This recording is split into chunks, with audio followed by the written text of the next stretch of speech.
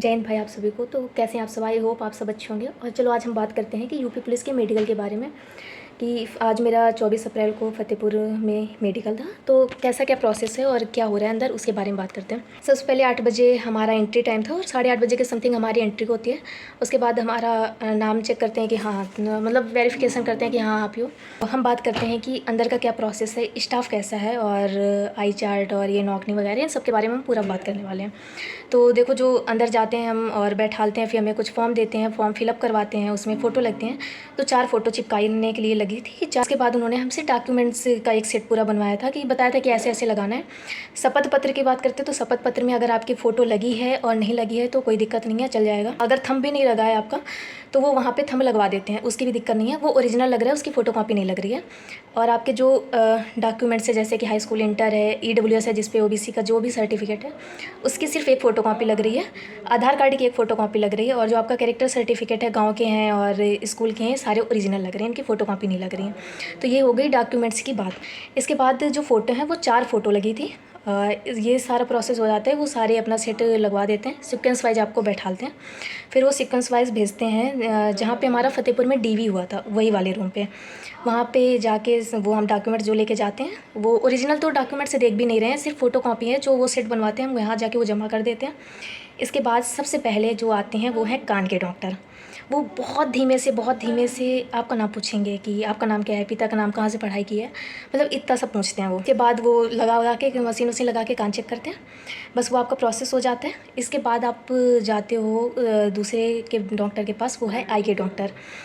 वो टॉर्च लगा के आंखें देखते हैं इधर उधर करवा के, फिर वो नज़दीक वाला पढ़वाते हैं, 2-3 पेज पढ़ाते हैं बस कि क्या लिखा है बस। और उसके बाद डिस्टेंस से देखो, अगर हम देखें डिस्टेंस तो थोड़ी हमें लग रहा है कि अगर आपने देखा होगा डीवी वाला जो रूम था तो वो लास्ट में हम बैठे थे और एक साइड हमारा लगा था जहाँ पे हमारे लोगों का हो रहा था, हाइट वाइट मेजर कर रहे थे।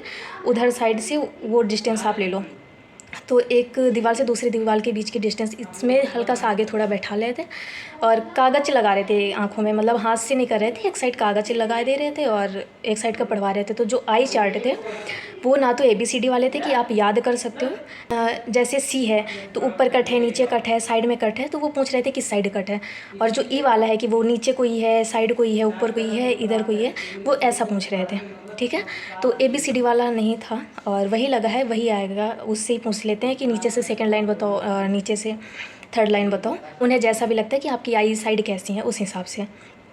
इसके बाद कलर ब्लाइंडनेस वाला वो पढ़वा ही देते हैं और टॉर्च लगा के आंखें चेक करते हैं। बस मेरी तो आंखें जो थी वो 6x6 दोनों निकली थी। इसके बाद आपका हाइट मेजर होती है और वेट होता है। उसके बाद फिर बैठे हैं डॉक्टर हमारे नौकनी चेक करने वाले, यानी हड्डियों वाले। वो नौकनी चेक करते हैं और फ्लैट फुट चेक करते हैं, वही फाइनल रिपोर्ट करते हैं। जब आपका वेट हो जाता है तो आपकी वो नौकनी देखते हैं खड़े करके, दोनों पंजे आपके सटे होने चाहिए, अगर बीच में डिस्टेंस है तो ठीक है।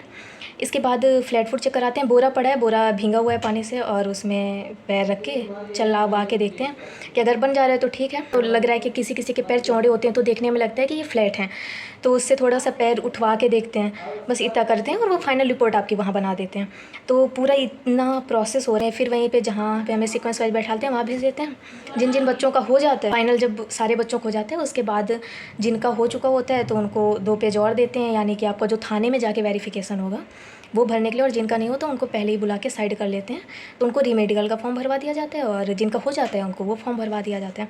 तो ये था पूरा प्रोसेस। अब हम बात करते हैं स्टाफ़ की। अगर हम स्टाफ़ की बात करें तो स्टाफ़ लिटरली बता रही हूँ बहुत सपोर्टिव है, बहुत प्यारा, बहुत ज़्यादा सपोर्ट करते हैं। हल्का फुल्का सा ना अगर कोई दिक्कत है ना तो वो बाहर नहीं करते हैं, वो और सपोर्ट करते हैं कि आपका हो जाए।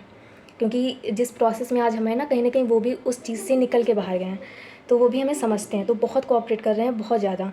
और जो आई वाले डॉक्टर हैं बहुत, मतलब बहुत अच्छे से कर रहे हैं। सारे डॉक्टर मुझे लगता है कि बहुत ज़्यादा कोऑपरेट करते हैं, बहुत अच्छे से करवाते हैं।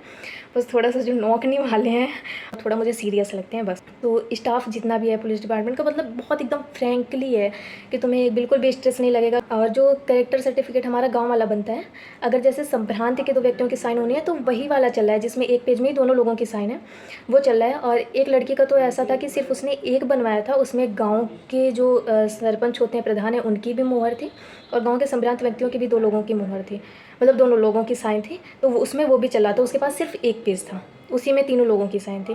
तो इतना ज़्यादा स्ट्रेस मत लो, डॉक्यूमेंट्स की बिल्कुल भी दिक्कत नहीं आ रही, आपके जैसे बने हैं, जैसा जितना भी कंप्लीट है, मतलब होने सारे डॉक्यूमेंट चाहिए, लेकिन जैसा भी जो है वो सब चल जा रहे, कोई भी दिक्कत नहीं है बिल्कुल भी। तो डॉक्यूमेंट्स की बिल्कुल भी टेंशन।